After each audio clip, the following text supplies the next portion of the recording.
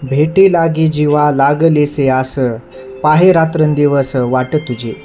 पौर्णिमेचा चंद्र चकोरा जीवन, तैसे माझे मन वाट पाहे.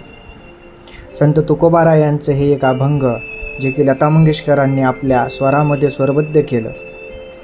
या काव्याचा जेव्हा आपण गहन अर्थ पाहायला जातो तेव्हा ज्या लोकांना असं वाटतं की ईश्वर आपल्याला मिळावा, ईश्वराचा साक्षात्कार व्हावा, तेव्हा त्यांनी काय केलं पाहिजे तर एक आसपूर्ण देवाची वाट पाहिली पाहिजे.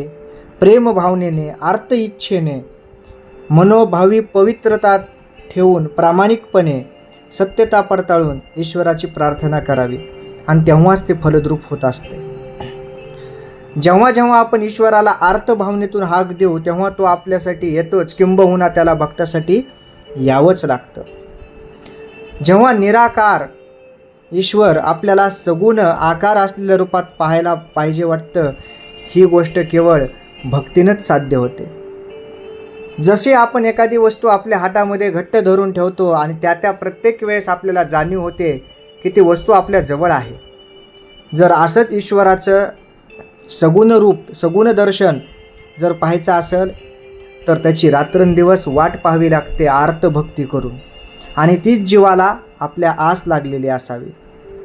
ज्याप्रमाणे पौर्णिमेचा चंद्रकोर वाढत जातो त्याच प्रकारे आपलं मन देखील वाट पाहिलं पाहिजे की कधी आपल्याला ईश्वर ह्या सगुण रूपात मिळेल.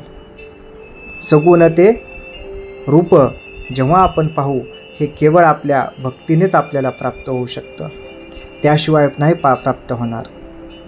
जय जय रामकृष्ण हरी.